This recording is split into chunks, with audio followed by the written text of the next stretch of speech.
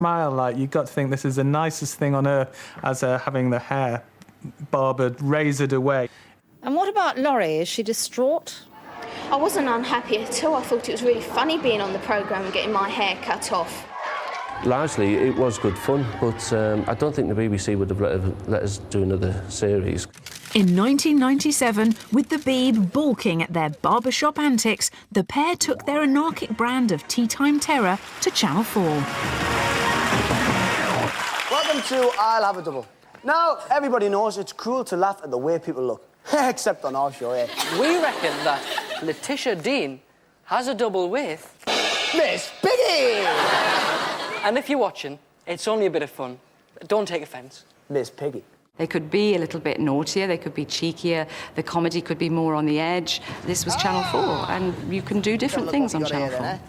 Dear Aunt, love your eyes, love your thighs, love your socks, love your cock.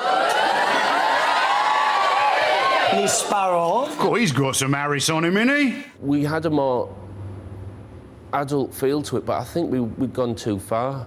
I think we just went far too far with Unzipped, and it didn't work. And don't you see? We're on the showbiz Titanic, heading towards a comedy iceberg of disaster! After just 10 episodes, Unzipped left our screens, but TV guest spots and a third hit album kept their career trajectory rising. Still laughing, don't know why. If you look outside, it will make you cry. Though by now their dual vocations were making life chaotic, pop stars or presenters, decision time loomed. Something that you cannot take away from the boys is how hard they work. When you've got a pop career on the go and a TV show, the schedule is so gruelling. I mean, they would have been exhausted. I think they just got up one morning and did a gig, and they just went, you know what, we're not enjoying this anymore, and so they stopped. Come on, let it out. It came to a point where the TV career overtook the pop career, and we just didn't have any time with them anymore. There's no point in trying to be pop stars for the sake of it. Let's move on and be TV stars, and that's what they've done, and they've done it fantastically well. Their lengthy pop dalliance was over. After the break, the star-crossed pals take things to a whole new level. They were young and cool, but at the same time they were prepared to wear nutty wigs and fake teeth and just really rip the fun out of each other. You were basically waiting for Dec to get pissed off with these thick gits ringing up.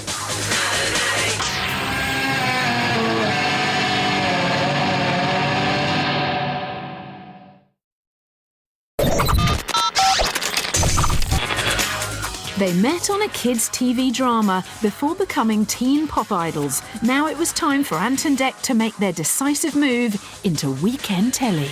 Yes, from now on, Saturday mornings will never be the same again. Every generation has created, in a sense, Saturday morning TV stars. And Ant and Dec were this generation's Saturday morning TV stars.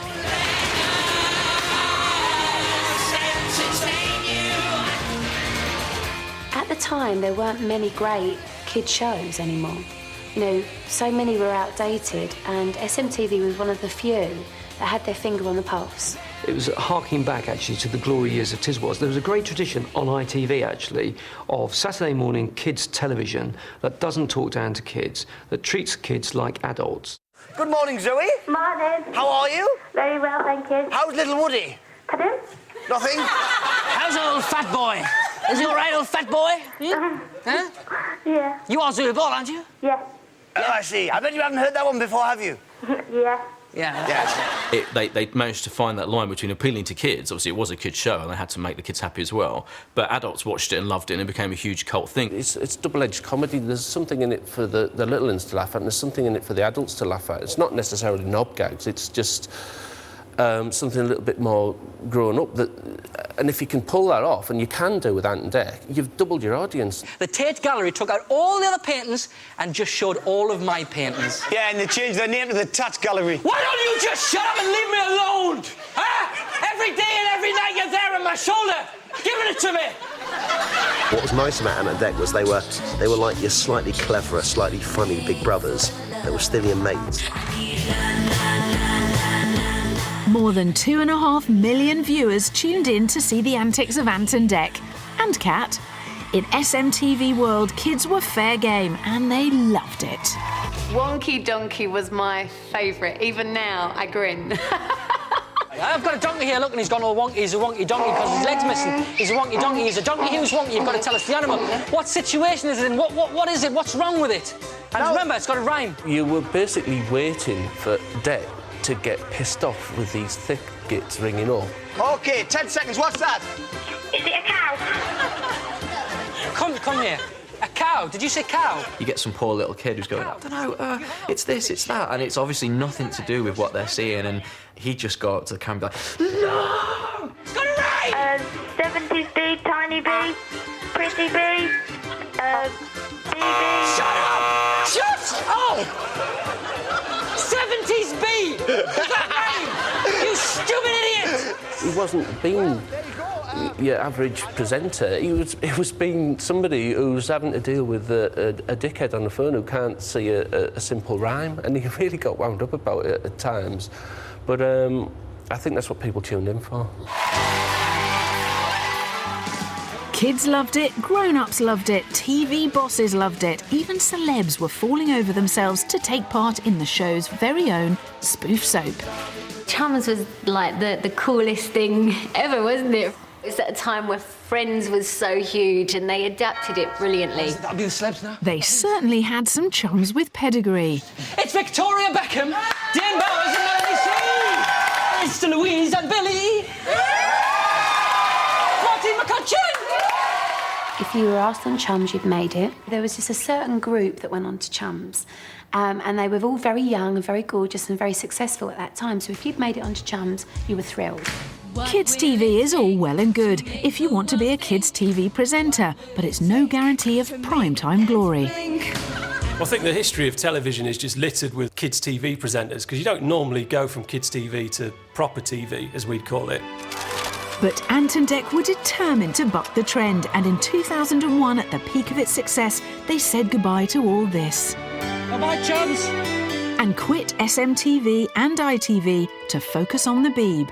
Saturday mornings would never be quite the same again, and neither would Saturday nights. It seems incredible now to remember this, but everyone was saying at the end of the 90s that Saturday night TV was dead. The era where the entire family would sit around and watch one TV programme was no more. And in a way, Ant and Dec were the last attempt at salvaging Saturday night TV. These people were having a huge success in the mornings, and people thought, could they possibly move over to the evenings? Time to put your faith in a friend. With the BBC's Friends Like These, Ant and Dec had successfully dipped a toe into the promised land of prime time.